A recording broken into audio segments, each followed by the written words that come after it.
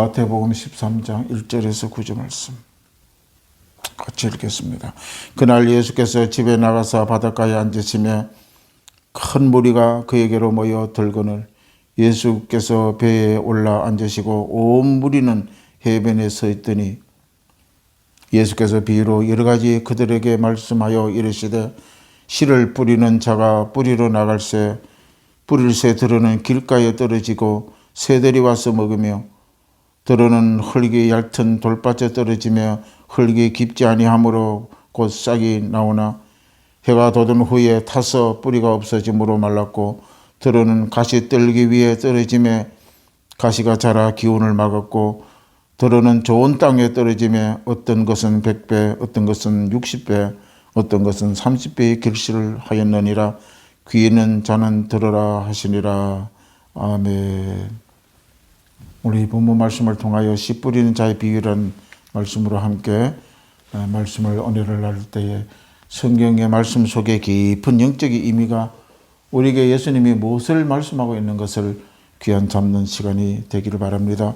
여러분들이 잘 아시겠지만은 예수님의 비유의 말씀과 산상수훈의 말씀은 모두 그리스도와 십자가가 그리고 하나님의 나라에 대한 관한 말씀을 하고 있다는 것을 기억을 해야 됩니다. 오늘 우리가 읽은 이 예수님의 씨 뿌림에 대한 비유의 말씀에 대해서는 우리가 이렇게 많은 설교를 듣고 너무나 잘 알고 있는 내용이라고 생각이 듭니다. 그런데 이 예수님의 씨 뿌림의 설교 말씀에서 우리가 기억하고 있는 것이 무엇이며 생각나는 줄거리가 무엇입니까?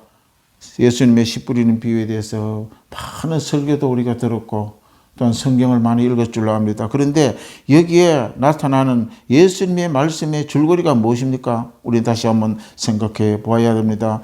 저 생각에는 그동안 신앙생활을 하면서 많은 목회자들이 설교 말씀을 듣고 씨 뿌리는 데 대해서 또한 이야기를 내가 들은 기억이 납니다. 그것을 내가 생각나는 것은 뭐냐? 바로 그렇게 설교 시간에 많이 들은 내용이 한번 회상해 본다면 열심히 노력하여 돌짝밭은 갈아엎고 가시떨기를 제거하여 열매를 풍성히 맺는 좋은 밭이 되자. 이런 말씀의 목적이 또 생각이 나는 것입니다. 밭은 스스로 좋은 밭이 될 수 없습니다. 그렇죠? 밭이 어떻게 가만히 있는데 좋은 밭이 될 수 있습니까?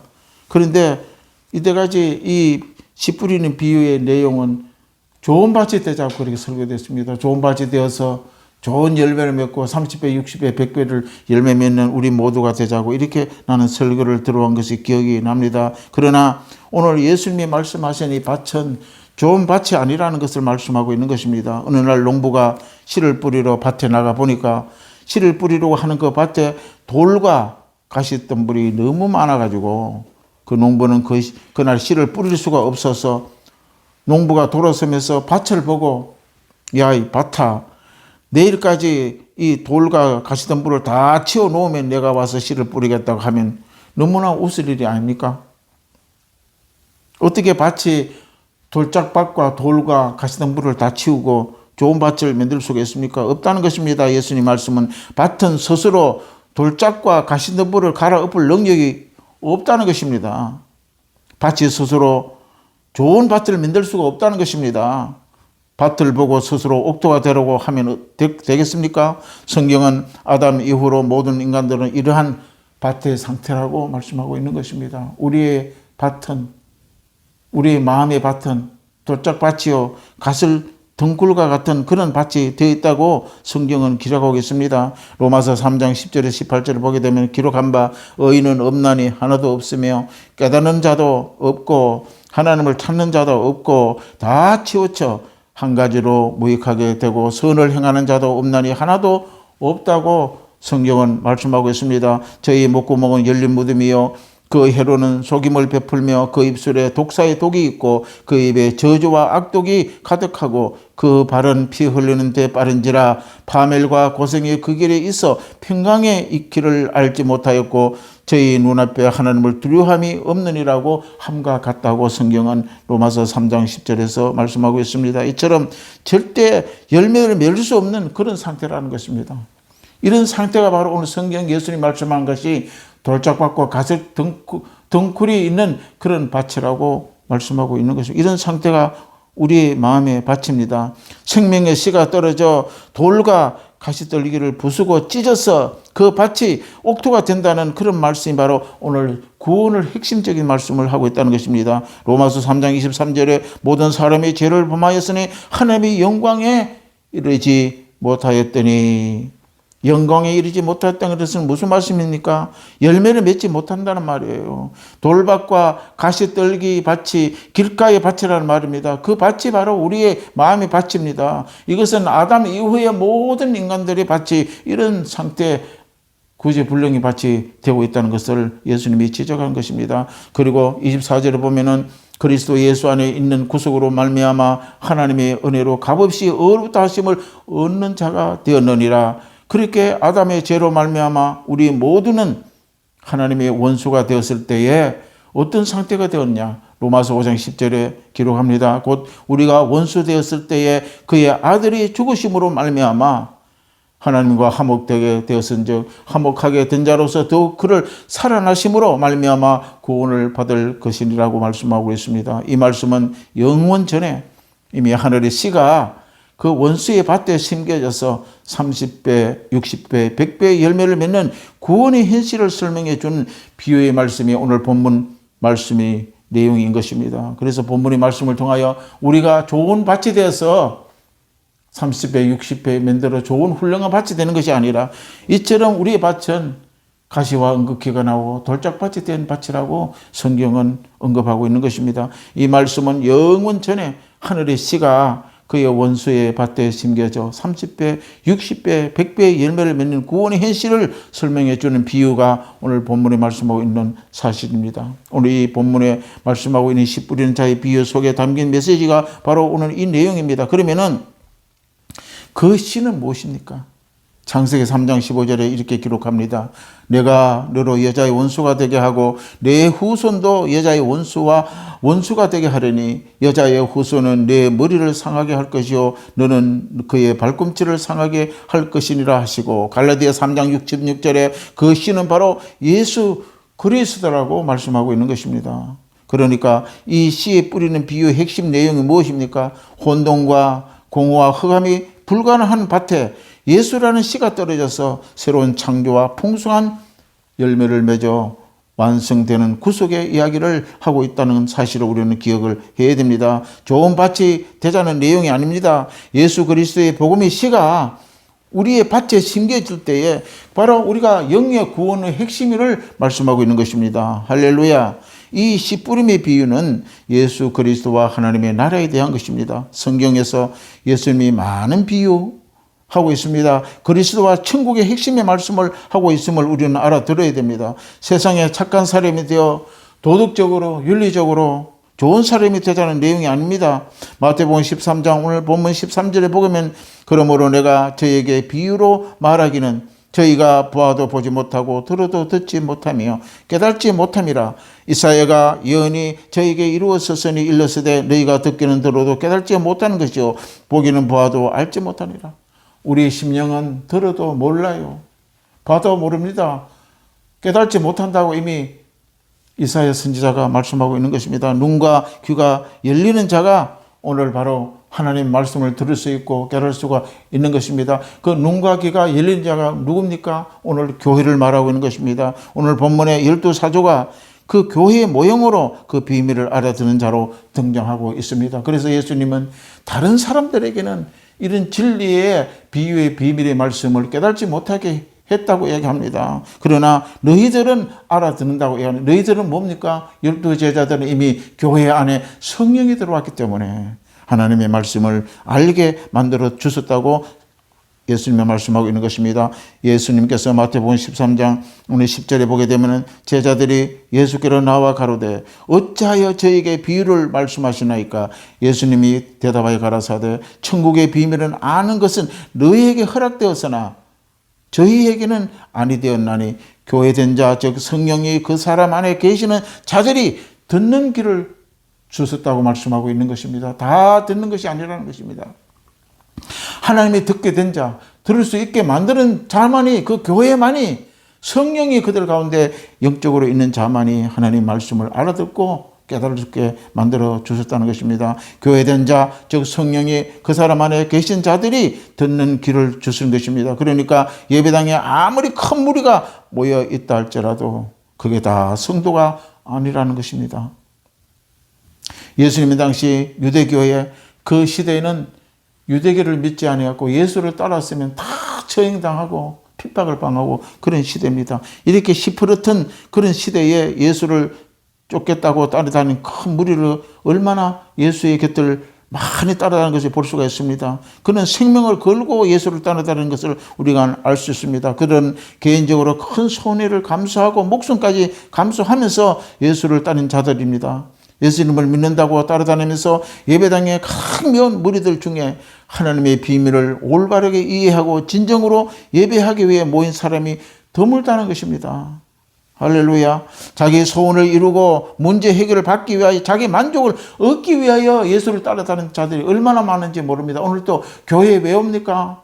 예배드리고 위안을 받고 힘을 얻고 하나님이 주시는 복을 얻는 예수 그리스도의 의도 외에 다른 생각을 가지고 예수를 쫓는 자들이 많다고 성경은 이야기하고 있는 것입니다. 자기 소원을 이루고 문제 해결받고 예배를 드리고 만족을 얻고 내가 이러면은 나도 복을 받을 것이라는 그런 자기 만족을 얻기 위하여 예수님 앞으로 오는 자들이 많다는 이야기입니다. 예수님은 그 시간 성령께서 심령에 들어가 눈을 열고 길을 열어놓을 때에 당신의 택한 백성들만이 내 가족이요 내 성도라고 말씀하고 있는 것입니다. 우리는 바로 성령에 충만해야 됩니다. 구약의 가시떨기와 돌밭은 항상 하나님의 저주의 상태를 말씀하고 있는 것입니다. 가시떨기와 돌짝밭이 나오면 저주받은 밭이요 심령회를 이야기하고 있는 것입니다. 창세기 3장 17절에 아담에게 이르시되 내가 내 아내의 말을 듣고 내가 너더러 먹지 말라 한 나무 실과를 먹었은즉 땅은 너로 인하여 저주를 받고 너는 종신토록 수고하여야 그 소산을 먹으리라. 땅에 내게 가시등불과 은극기를 낼 것이라. 이렇게 하나님은 아담과 하와에게 말하고 있는 것입니다. 이때부터 우리 모든 사람 인간에게는 이 가시와 은극기는 아담의 타락 이후에 바로 하나님의 저주로 세상을 덮어버린 것입니다. 이 저주의 산물이 바로 가시덤불과 은극기라는 말씀입니다. 이 세상에 죄로 온 모든 결과는 가시덤불입니다. 저주의 땅에서 가시와 은극기, 가시덤불밖에 낼 수가 없어요. 저주는요 좋은 열매를 맺을 수가 없다는 것입니다. 저주가 맺는 그 결과는 바로 가시덤불과 은극기입니다. 가시떨기와 황량한 돌로 가득 찬 이 상태가 저주받은 인간의 땅의 모습을 성경은 말하고 있는 것입니다. 예레미야 4장 3절에 나 여호와가 유다와 예루살렘 사람에게 이같이 이르노라. 너희는 묵은 땅을 갈고 가시덤불 속에 파종하지 말라.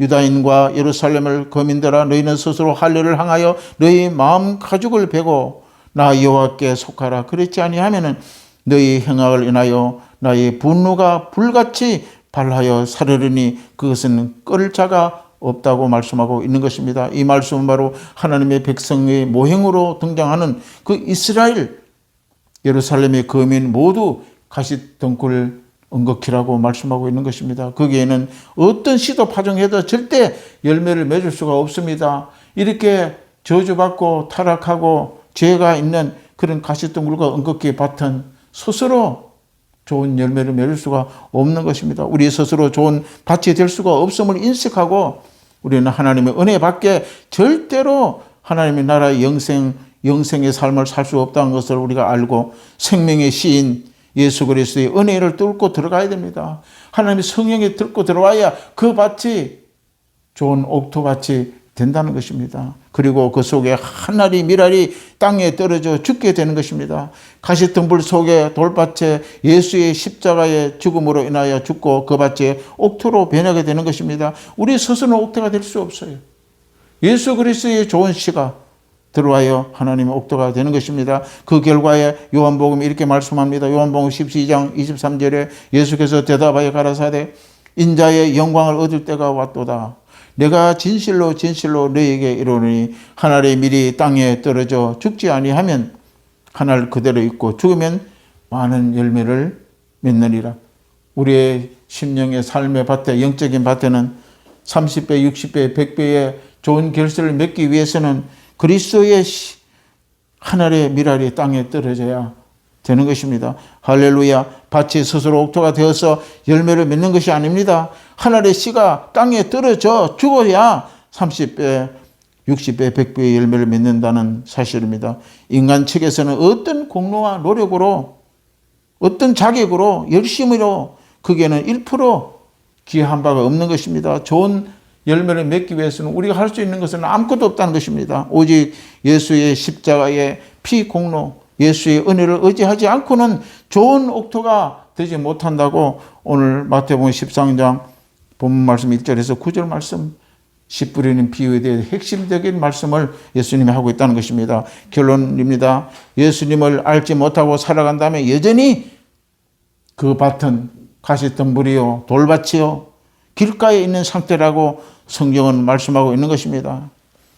예수를 믿지 않고 절대 그런 밭은 옥토가 될 수가 없다는 것입니다.